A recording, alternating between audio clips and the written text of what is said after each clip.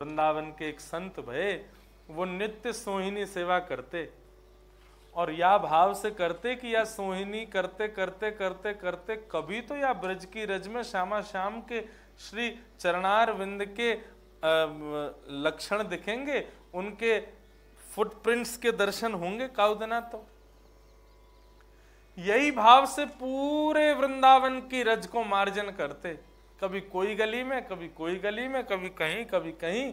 इतने विद्वान, इतने भाव वाले, इतनो सब कछु, लेकिन सेवा के रूप में स्वीकार कियो कहा सोहिनी सेवा, ताकि कभी ना कभी तो ठाकुर जी के चरण भी नहीं चाहिए।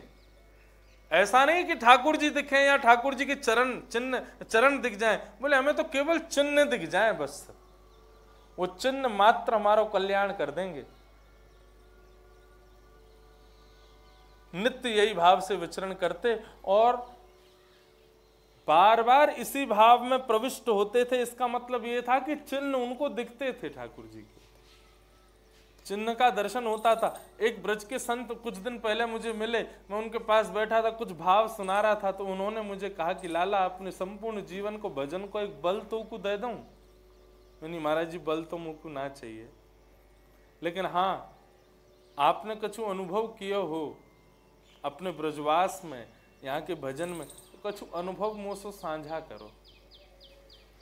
उनने नेत्र सजल है गए और सजल नेत्रन से मोसो बोले कि श्यामा श्याम आज भी वृंदावन में विचरण करें। और लाला तू आके बैठो ना, एक देर पहले ही ठाकुर जी यहीं से निकल के गए। उनको भाव ऐसा कि महाराज मेरे हाथ पांव कांपन लगे उनके भाव को सुन के। मैंने कि महाराज जी कछु आज्ञा करो ना।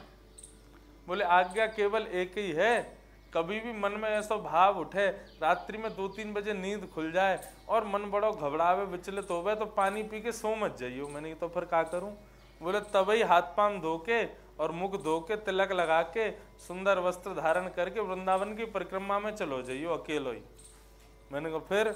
बोले फिर तू मुँह को याद करेगा तो को कछु अनुभव होएगा। और बात ये याद रखियो, इधर उधर नजर घुमा तो मत चलियो, नीचे पृथ्वी की ओर देखते हुए चलियो, तो को ठाकुर जी के चरणार विंद के श्री चरण चिन्ह दिखाई देंगे। और उन चरण चिन्हन को अपनी अंजलि में भर के अपने माथे से लगा लियो, अपने हृदय से लगा लियो। कोई सो कभी कहियो मत। जब कोई कभी अधिकारी प्राप्त हो तो उनको ये बात बताइयो कि तो को ऐसा अनुभव भयो। मैंने कि बाबा एक बात बताओ, मैं एक वक्ता हूँ, मैं तो लोगन को युक्ति बताता रहूं कि कहा करना है, कैसे करना है, या भाव को युक्ति के भाव से बता सकूं? बोले बता दे, यदि कोई पालन कर ले तो या भाव को बता दे।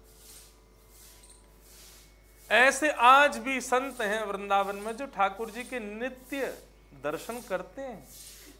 आज भी ठाकुर जी की नित्य लीला श्रीधाम वृंदावन में चल रही है, अनवरत चल रही है। बस ये है कि हम सब लोगों को प्रकट रूप से सुनाई या दिखाई नहीं दे रही है। तो नित्य सोहिनी सेवा करते कि ठाकुर जी के चरण चिन्ह कहीं मुंह को दिख जाएं। एक दिन वही सोहिनी को करते करते करते करते ठाकुर जी के चरण चिन्ह तो दिखते थे, लेकिन आज श्री किशोरी जी ने रास बिहार में लीला करते करते अपने पाम की पाजेब वहीं छोड़ दी जानबूझ के कि वो सवेरे सोहिनी करे आवेगा सुबह को मिल जाए।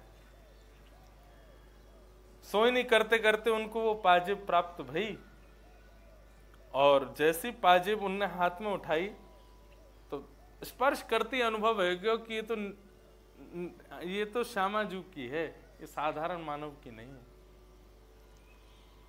तुरंत अपने पास में छुपा के धर लीनी। बोलो किशोरी जी वापस मांगवे तो कोई ना कोई रूप में किसी ना किसी भाव से या वापस लेवे तो आवेंगी, या को मैं अपने पास ही रखूंगा। कहीं कोठरिया में ना रखी, कहीं बक्सा में ना रखी, कहीं और नहीं रखी।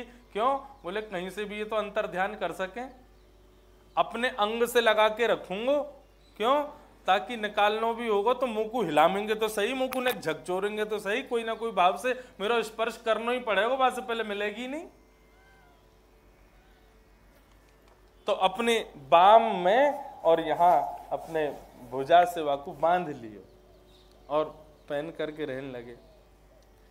अब यहाँ किशोरी जी जब लीला पूर्ण करती हैं तो विशाखा आदि सब ठाकुर किशोरी जी के श्रृंगार उतारती हैं, और जितना श्रृंगार किशोरी जी ने रास में जाने से पहले धारण किया सब लिख लेती हैं क्या क्या धारण हुआ, और उतारते समय सब लिखती हैं कि हाँ सब वापस आ गया है। तब किशोरी जी शयन करती हैं। तो आज जब सारा श्रृंगार उतार रहे थे तो एक पाजेब नहीं, विशाखा ललिता दोनों चिंता में। बोले पाजेब कहाँ चली गई किशोरी जी? किशोरी जी तो जानबूझ के छोड़ के आई। मन में विचार करने लगी, बोले पतो ना मोको तो लगे रास बिहार में ही रह गई है। ललिता विशाखा ने युक्ति घुमाई, बोले कहाँ रह गई है, ने ढूंढो विचार करो। तभी एक सहचरी ने आके बताई, बोले कि एक ब्रज में एक महात्मा रहे, रोज सोहिनी करे, भाव तो वाके बहुत अच्छे हैं। मैंने वाके बगल में बंदी भई मैंने पाजेब देखी किशोरी जी की, वही के पास है। बोले कैसे लाई जाए?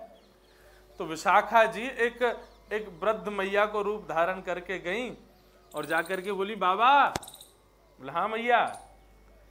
बोले मेरी बहू भोली है, अभी अभी नयो नयो ब्याह भयो बा, इतनो ध्यान धरनो आवे ना है चीजन को सामग्रीन को, तो यहाँ से निकल के जा रही सवा की पाम की पाजेब गिर गई, आपके पास होए तो दे दो। तो बोले मुंह पे है तो सही है, मेरे पास में रखी तो सही है, लेकिन मैं कैसे मान जाऊं आपकी बहू की है? आप तो मुझसे कह रही हो, मैंने तो मुंह तो पता ना है, मुंह तो ये पड़ी भई मिली, मैंने धर ली अपने पास।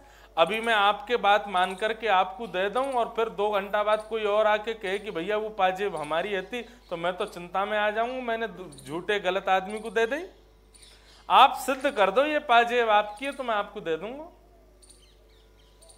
मैया बोली सिद्ध कैसे करूं? बोले सिद्ध ऐसे करो कि एक पाजेब तो मेरे पास है, एक आपके पास होगी, आपकी बहू ने पहन रखी होगी।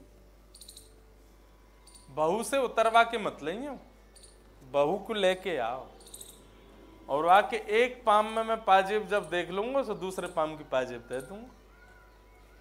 अब तो ललिता विशाखा तो दोनों विचार करती हैं कि इतनी सहजता से किशोरी जी और ठाकुर जी किसी को मिले ना, वो तो पहले पूरी परीक्षण कर लेती हैं। ललिता विशाखा ने खूब युक्तियां बना ली, लेकिन बाबा ने पाजेब नहीं दी। अंत तो गत्वा ललिता विशाखा दोनों किशोरी जी के पास गई। किशोरी जी बोली अब एक काम करो, मैं चल ही रही हूं, बहू बन के ही चल रही हूं। किशोरी जी देख लियो, दूर से ही दिखा दियो पाजेब, पाजेब मिल जाएगी, हम आपको धरा के वापस ले आएंगे, पास मत आन दियो बाबा को। किशोरी जी बोली नहीं आन देंगे, तुम ले चलो मुंह को। किशोरी जी घूंघट करके और विशाखा के संग गई। बोली बाबा मेरी बहू आ गई, देख लो यहाँ के पाम में, एक पाम में वही पाजेब है, दूसरे में नहीं है, दूसरी पाजेब आप लौटा दो। बाबा बोले कहाँ है? तो दूर से किशोरी जी ने दिखाया। बाबा बोले मेरी आंख कमजोर है, समीप आओ। समीप आ गए। बोले कि अरे मुझ को ऐसे अनुभव ना होगा, दूर से रंग बिरंगी दिख रही है, मैं तो मिलान करूंगा पूरा। इतने में विशाखा बोली बाबा तो शर्म ना आ रही, मेरी नई नवेली बहू है, बाको इतने समीप बुला रहा हो, बाको स्पर्श करने को भाव रखे तो कुछ शर्म ना आवे? बोले देखो पाजेब चाहिए तो ये सब करना पड़ेगा, नहीं चाहिए तो चली जाओ, जाकी होगी वो ले जाएगा, जाकी है वो लेवे में इतनो भाव ना रखेगा, वो तो आके जैसो मैं कहूंगा वैसा करके ले जाएगा। जाकी वस्तु है, बाकू तो चाहिए, आपकी वस्तु नहीं है तभी इतने नखरे है रहे। बाबा को भी पता है ये कोई बहू ना है, ये साक्षात किशोरी जी हैं, और किशोरी जी को भी पता है कि ये बाबा खूब भाव वाला है, वो तो विशाखा के संग आनंद कर रही है किशोरी जी। किशोरी जी पास जा में विशाखा जी हाथ पर, तू कहाँ जा रही है, पीछे रह। बाबा बोले मैं रख लूँ, याकू जाकी होगी वो ले जाएगा। अब तो अंत तो कत्वा ये भयो। किशोरी जी बोली अब तुम रहन दो, ये बाबा ऐसे ना माने को, याकू दिखाई दूँ। किशोरी जी बिल्कुल समीप गई, जा करके जैसी पाजेब दिखाई, पाजेब से मिलान करके बाबा ने अपने हाथों से वो पाजेब किशोरी जी के चरणन में धरा करके, और महाराज जैसे कोई वस्तु मिलने पर एक बंदर उस पर झपट पड़ता है, ऐसे ही मानो श्री किशोरी जी के चरणारविंद मिलते ही बाबा उनसे लिपट गए और लिपट करके पकड़ लियो। बोले अब किशोरी जी जान नहीं दूंगा, मुझको पता है आप कौन हो, मैं आपके रूप को पहचान गया हूँ, यदि यहाँ से जानो है तो वाक्य लैया आपको एक कृपा मुँह पे करनी पड़ेगी। विशाखा जी छुड़ा में, अरे बाबा छोड़, नहीं छोड़े। बोले बहुत दिनों में पकड़ में आई है, ऐसे ना छोड़ूंगा। किशोरी जी बोली कहा चाहिए? बोले एक ही कृपा कर दो। कहा बसो मोरे नैनन में यह जोरी।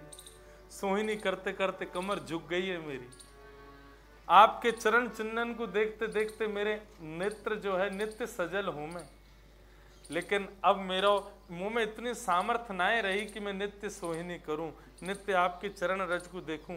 आज दोनों युगल स्वरूप प्रकट है जाओ और प्रकट है कि मेरे दर्शन दे करके मेरे प्राणन को अपने में विलीन करके चले जाओ। बस यही भाव मुंह को दे दो। विशाखा जी रोकती रही लेकिन किशोरी जी नहीं रुकी और उतने में ही श्यामा श्याम दोनों प्रकट हो गए। प्रकट होकर के बाबा को दर्शन दिए, दर्शन देकर के बाबा दोनों के रूप को निहारते रहे। नव दुल्हे ब्रजराज सांवरो, दुल्हन राधा गोरी, बसो मोरे नैनन में यह जोरी।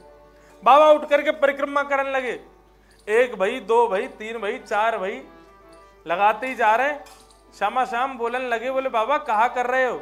बोले मुंह पे न्योछावर करवे के काजे रुपया ना है, रत्न ना है, या हमारे अपने तन से ही आपकी न्योछावर कर रहा हूं लाल जी। हित हरिवंश करी न्योछावर, हित हरिवंश करी न्योछावर। अपनी ही तन से ठाकुर जी परिक्रमा। बंधुओं देखो ये नया भाव प्रकट हुआ इन बाबा के द्वारा कि हम ठाकुर जी की परिक्रमा प्रदक्षिणा इसलिए नहीं लगाते कि वो परिक्रमा प्रदक्षिणा, एक प्रकार से हम अपने अंग से किशोरी जी और श्याम सुंदर की न्योछावर कर रहे हैं। न्योछावर में क्या देते हैं? अनमोल वस्तु से ठाकुर जी की न्योछावर करते हैं। 2000 की नोट से, 500 की नोट से हम न्योछावर करते हैं। यहाँ से बड़ी हमारी औकाती ना है तो कहा करें? या हमारे यहाँ पर कह रहे हैं, बोले अरे औरन की तो छोड़ो, अपने तन से न्योछावर है जाओ ठाकुर जी को, या हमारे प्रदक्षिणा लगाई जाए ठाकुर जी को मध्य में रख के। हित हरिवंश करी न्योछावर, हित हरिवंश करी न्योछावर, चिरजियो यह जोरी, बसो मोरे चिरजियो यह, बसो